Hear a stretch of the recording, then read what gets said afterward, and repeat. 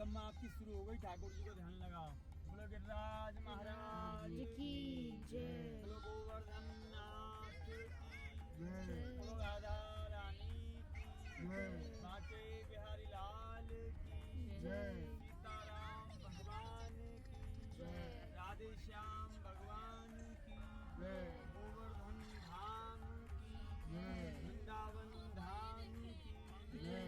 बरसाना धाम की जय। बिल 84 कोस की जय। सब संतन की जय। गौ माता की जय। ये लोग जा रहे हैं। एक अंदर चलिया पर्वत के बराबर से कक्षा भाग लोग दिख रहे होंगे आपको। उसमें वही लोग जाते हैं जो भगवान का भजन करने आते हैं, जिनका चाट पकौड़ी खाने का मन करता है वो चलते हैं। बाहर के रास्ते पर काफी सारी दुकानें तो बंजारी चलते हैं। अंदर में गिरिराज पर्वत है, भगवान का नाम लेते हैं। वॉल्यूम कम करो, वॉल्यूम कम करो। अंकल ले आए। वॉल्यूम कम करो।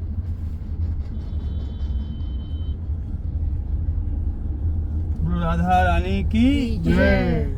ये दो लाला है आपकी? हाँ। छोटो का लाला है शैतान है। एक कृष्ण एक बलराम है। हाँ।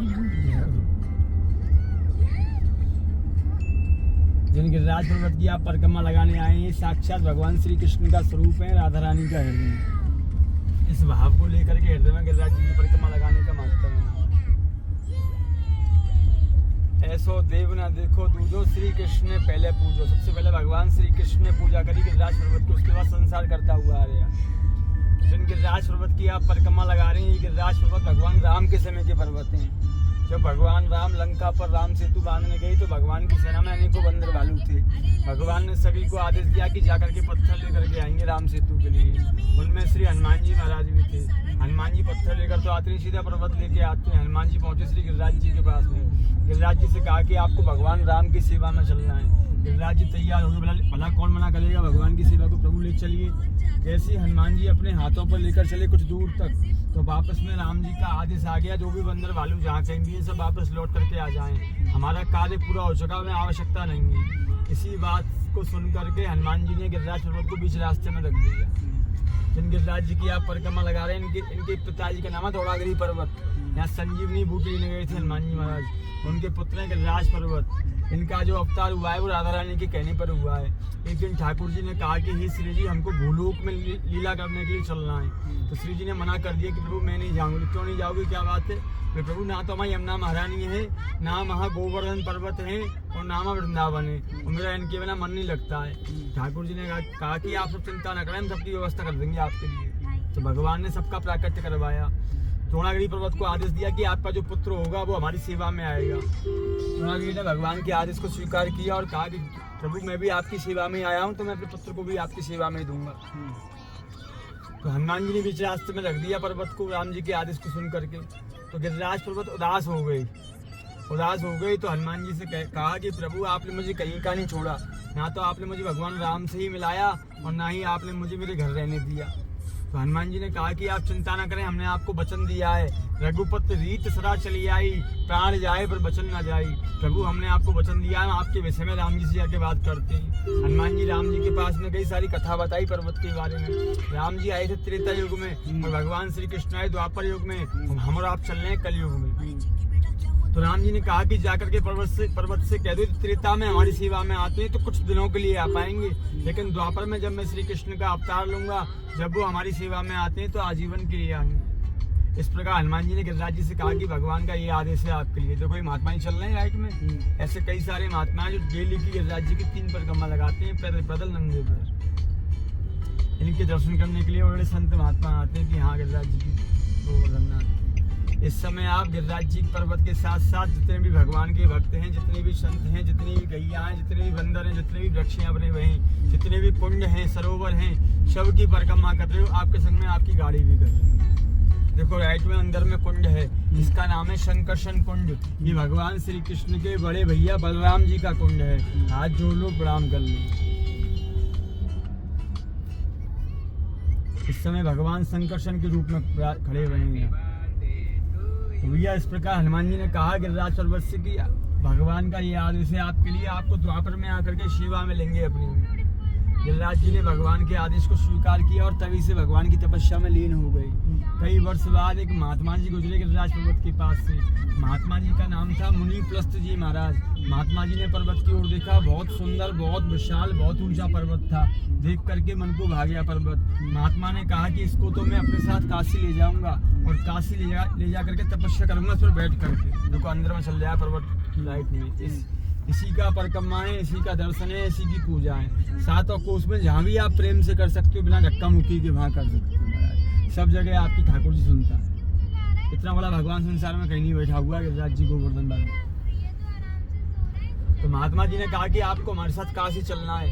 पर्वत ने कहा कि प्रभु आप महात्माओं में आपसे मना तो नहीं कर सकते, लेकिन छोटी सी विनती है। बोले क्या विनती है? बोले प्रभु आप मुझे एक बार जिस जगह रख दोगे उसके बाद मैं आपके साथ आगे नहीं चलूंगा, इसका ध्यान रखना, मुझे जहाँ भी रखना एक ही जगह पर रखना। महात्मा जी ने कहा ठीक है आपकी बात को मानते हैं, लेकिन आप अभी हमारे साथ चलिए। तो महात्मा जी उस जगह से अपने हाथों पर लेकर के पर्वत को काशी के लिए चल दिए। जैसे ये स्थान आया जहाँ परिक्रमा कर रहे हैं गिरिराज जी की, तो महात्मा के हाथ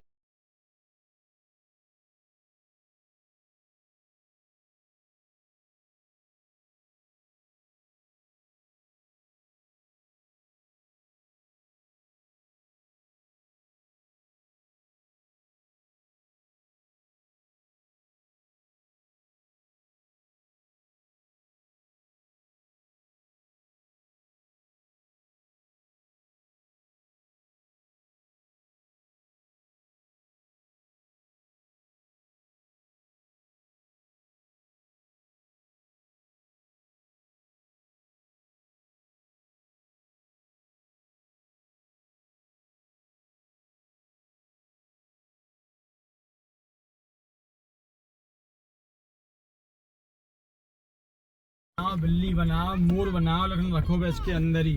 वृक्ष से बाहर कहीं नहीं जाना चाहते। वही सब साधु संत और गोप गोपिका आज भी याद विराजमान। इनका जो बनावट है वो ऐसी बनावट आपने कहीं नहीं देखी होगी वृक्षों। निधिवन में ऐसे ही है। हाँ निधिवन तो वृंदावन ये लोग बैठे हैं अंदर ना, ब्रज में तो है, ब्रज से बाहर कहूँगा। हाँ निधिवन में ऐसी ही है बनावट। ये हजारों वर्ष पुराने वृक्ष हैं सब महाराज। ऐसे पेड़ पूरे कहीं नहीं मिलेंगे हैं।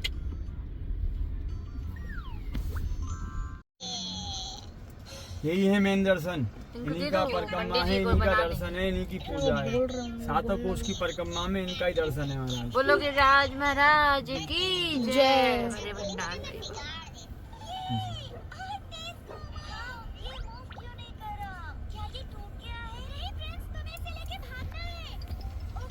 इधर में तो वो बनाओ यहाँ से बेटा, खूब जूम कर लो, खूब बढ़िया बनाएंगे।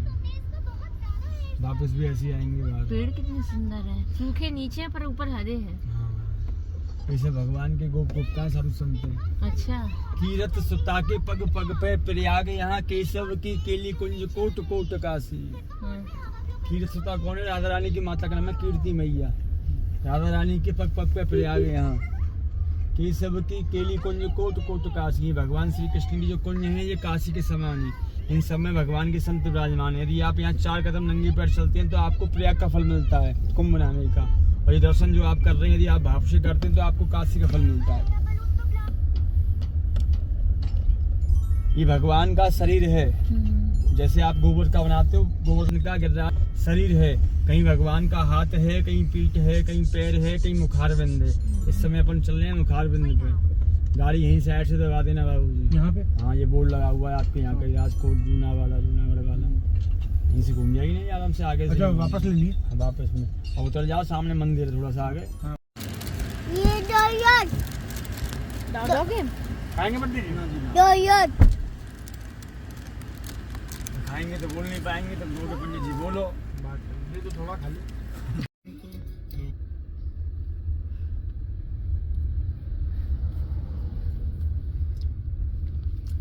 गिरिराज महाराज की जय। श्रीनाथ जी भगवान की जय। आप यहाँ से बाहर जाते हो श्रीनाथ जी नाथ द्वारा द्वारकाधीश जगन्नाथपुरी, वहाँ सभी जगह आपको सुनने को मिलेगा केवल जय श्री कृष्ण। केवल जय श्री कृष्ण। हाँ। लेकिन जब जब आप ब्रज में आओगे, वृंदावन में आओगे तो सुनने को मिलेगा राधे राधे कृष्ण, राधे। राधे श्याम, राधे। राधा गोविंद, राधा माधव, राधा वल्लभ, राधा रमन। क्योंकि इस पूरे ब्रज को भगवान